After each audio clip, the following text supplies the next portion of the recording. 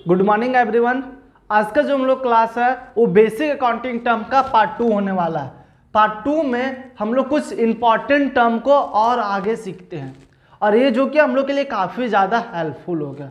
तो चलिए आज का क्लास स्टार्ट करने से पहले हम लोग कुछ रिकॉल कर लेते हैं प्रीवियस क्लास का एसेट्स के बारे में। ठीक है, चलिए देखिए एसेट्स क्या था कि जो एसेट्स था वो 2 टाइप्स हुआ करता था।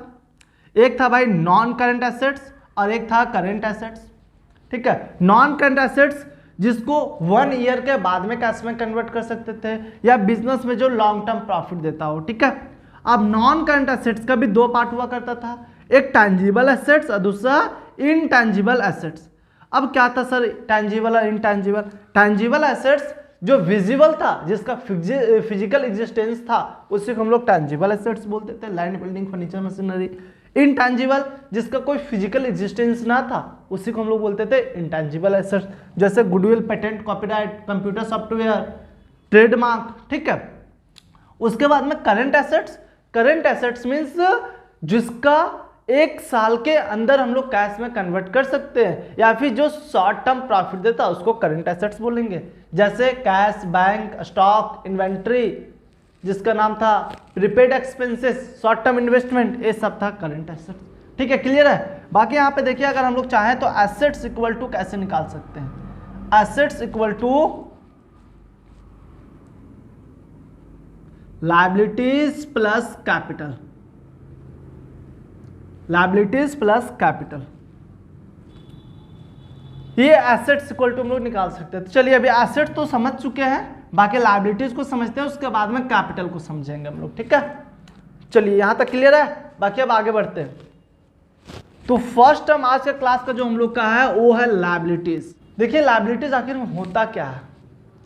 लायबिलिटीज जो बिजनेस को किसी को पे करना हो, हम लोग अपने आप में बिजनेस को अपने आप में बिजनेस मानेंगे और हमको जो किसी को पे करना है वो लायबिलिटीज मेरा है। बस पे जो करना ना वही होता है लायबिलिटीज। ठीक है, मान के चलिए किसी से हम उधार पैसा ले रखे या उधार सामान खरीद रखे तो उसको हमको पे करना है कि नहीं करना है? तो जो पे करना है उसी को हम लोग क्या बोलते हैं? लायबिलिटीज, जिसको हिंदी में बोला गया दायित्व। दायित्व का मीन्स पेमेंट, सीधा हमको पेमेंट करना है। ठीक है, उसी को हम लोग क्या बोलेंगे? लायबिलिटीज। अब लायबिलिटीज कैसे निकाला जाएगा वो चीज को समझते हैं।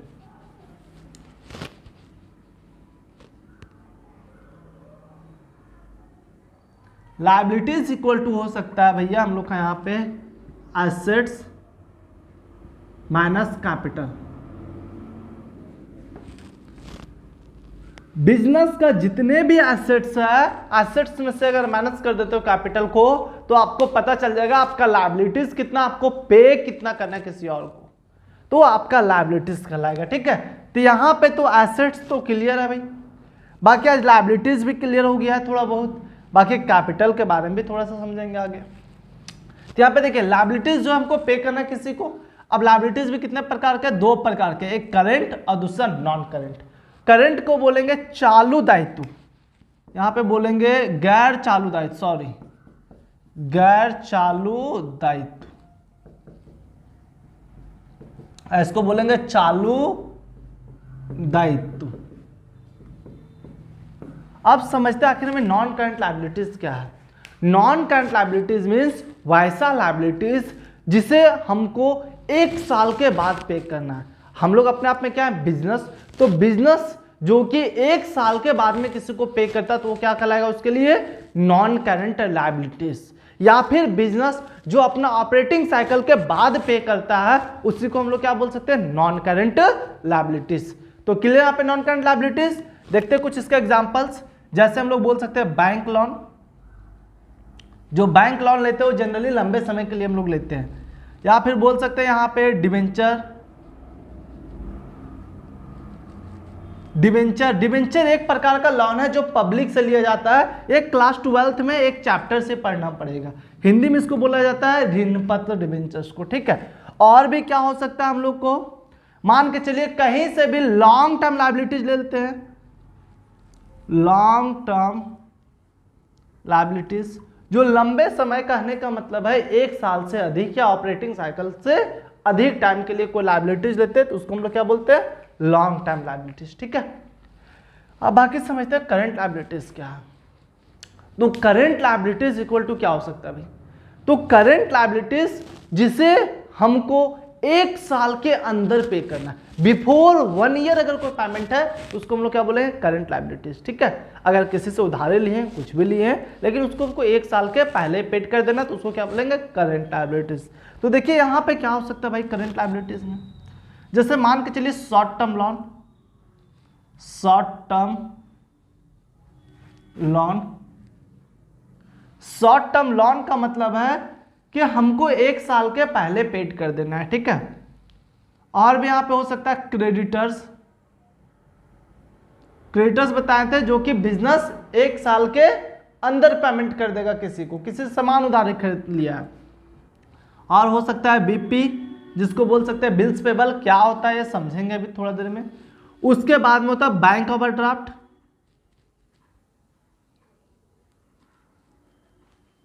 अच्छा ये क्या है बैंक ओवरड्राफ्ट, अब समझते हैं पहले बैंक ओवरड्राफ्ट को।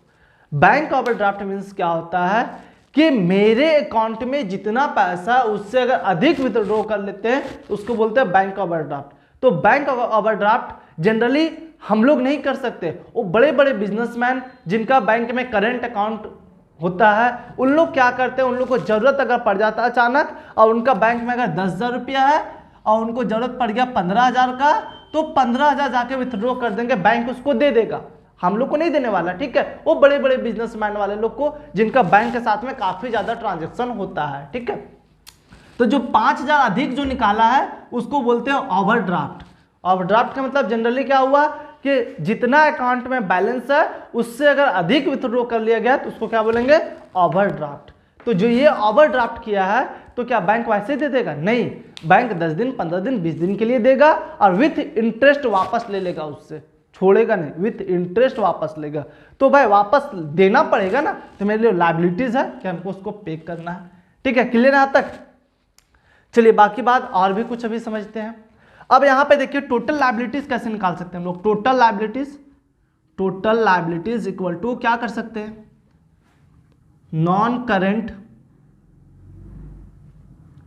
लायबिलिटीज प्लस करंट लायबिलिटीज, दोनों को ऐड कर दीजिए तो आपका क्या मिल जाएगा, टोटल लायबिलिटीज। उसी प्रकार से अगर हम लोग टोटल एसेट्स निकालना चाहें, टोटल एसेट्स अगर हम लोग निकालना चाहते हैं कैसे निकलेगा, तो यहां पे भी निकलेगा नॉन करेंट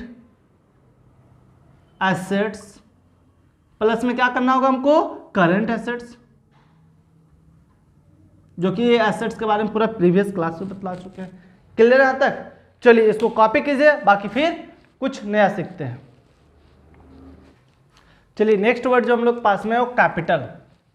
कैपिटल मीन्स होता क्या है, जिसको हिंदी में बोलते हैं पूंजी।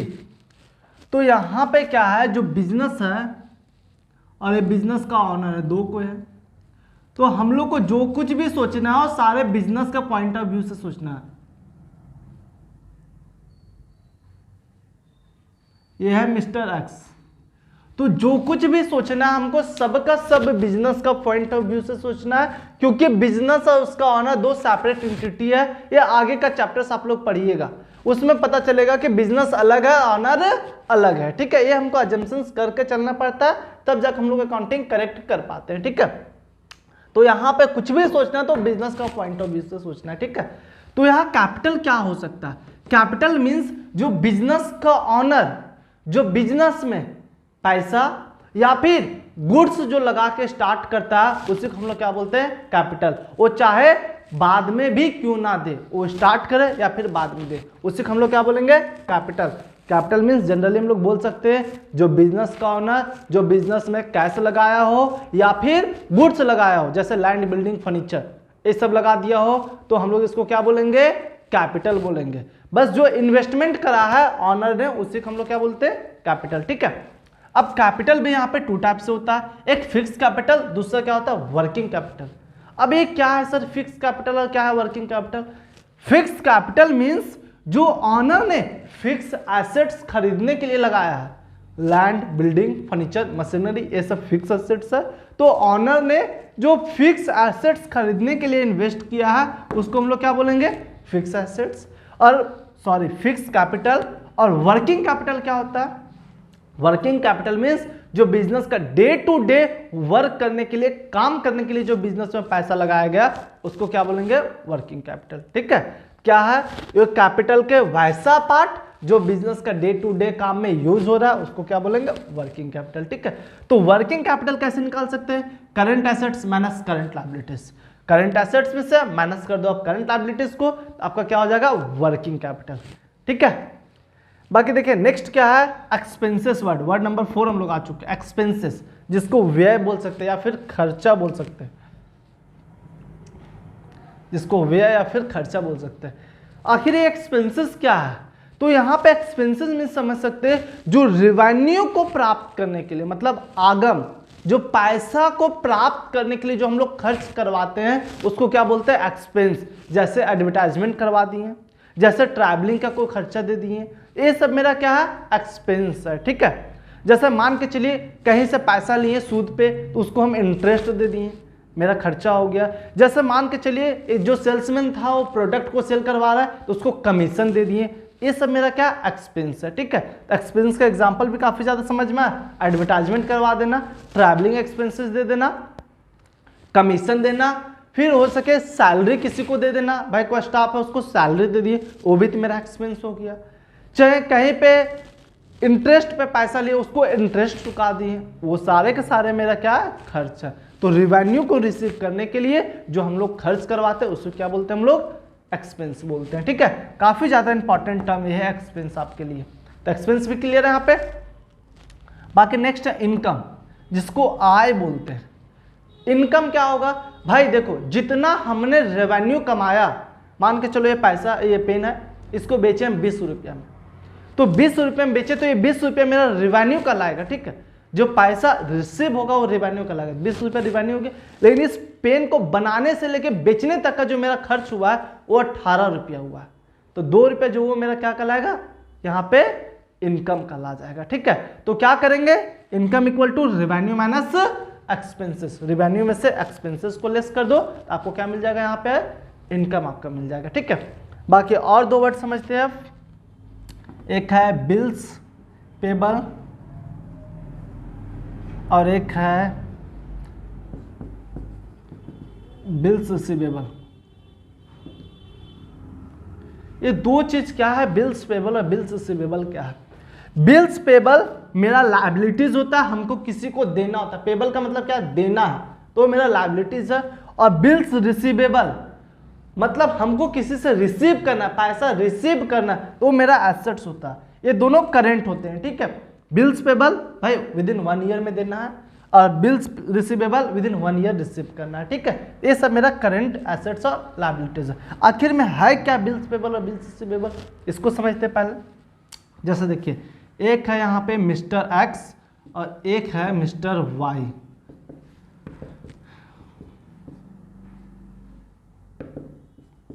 क्या करता है, एक्स जो है जाता है वाई के पास में, और वाई का एक अपना शॉप है, ये दुकान है, ये बिजनेस है उसका। अब जाता है वाई के पास में, बोलता है भाई साहब हमको कुछ सामान चाहिए, आप सामान दे दो, लेकिन मेरे पास पैसा नहीं, हम बाद में पैसा देंगे। तो यहाँ पे बिल्स ऑफ पेबल और रिसीवेबल वर्ड तब यूज होगा जब सामान आप उधार में खरीद रहे हो, जब क्रेडिट बेसिस पे खरीदो तभी ये दोनों वर्ड आएगा। ठीक है, तो मिस्टर वाई ने बोलता है चल ठीक है भाई हम तुमको दे दिया उधार 2 मंथ के लिए, लेकिन बिलीव नहीं है, पता नहीं हो सके कल तुम बदल जाए, बोले ना कि तुमको सामान दिया ही नहीं, कौन पैसा मांगने के लिए आ जाए, तो बेचारा फंस जाएगा उस केस में। ये बोलता है कि हम बिल लिखते तुम्हारे नाम पे, किसके नाम पे लिखेगा, एक्स के नाम पे। ये जनरली जो पुर्जा मिलता है ना वो बिल को मत समझिए, ये बिल काफी ज्यादा लीगल है, क्योंकि इसको जो बनाया जाता है नेगोशिएबल इंस्ट्रूमेंट एक्ट 1881 से बनाया जाता है। ठीक है, तो यहाँ पे काफी ज्यादा इंपॉर्टेंट ये है, ये बिल है। ये क्या किया, बनाया मिस्टर वाई, बनाया मिस्टर वाई, जो सामान बेचता है वो बनाता है, बिल को बना दिया। और ये बिल को जब बनाया इसमें से क्या मेंशन करेगा कि मिस्टर एक्स ने ये सामान इतना का लेके चला गया, इतना दिन के बाद बोलेगा पैसा देंगे, 2 मंथ 3 मंथ जो भी टाइम होगा, इसमें सब मेंशन कर देगा ये। ठीक है, और ये बिल दिखा देगा एक्स को, बोलेगा देख भाई सही सब कुछ है ना, मिस्टर एक्स ने देखेगा हाँ सब कुछ सही है। अब मिस्टर एक्स अपना सिग्नेचर वगैरह करके वाई के पास में भेज देगा। तो यही जो बिल है ना, ये बिल मिस्टर एक्स के लिए बीपी कहलाएगा, बिल्स पेबल, और मिस्टर वाई के लिए कहलाएगा बिल्स रिसीवेबल। तो बात समझ में आया, बिल्स रिसीवेबल और बिल्स पेबल। आप इससे समझ सकते हैं कितना ज़्यादा लीगल है कि जैसे आप चेक लेके जाते हो बैंक में, बैंक वाला आपको पैसा दे देता है, तो ये उसी प्रकार से बिल्स अगर लेके आप जाते हो ना बैंक में, बैंक वाला आपको डिस्काउंटिंग करवा देगा। मतलब कुछ अपना चार्ज लेके 10, 20, 50, 100 रुपये जो भी होगा चार्ज लेकर आपको पैसा दे देगा, उतना ज़्यादा इलीगल है। ठीक है, तो यही क्या हुआ, मिस्टर एक्स के लिए पेबल कहलाया, मिस्टर वाई के लिए रिसीवेबल कहलाया, क्योंकि मिस्टर एक्स को पैसा देना है और वाई को क्या करना है, पैसा रिसीव करना है। तो मिस्टर एक्स के लिए लायबिलिटीज है, मिस्टर वाई के लिए क्या है, ये एसेट्स है, कोई वो भी कौन सा, करंट एसेट्स। क्लियर आज तक?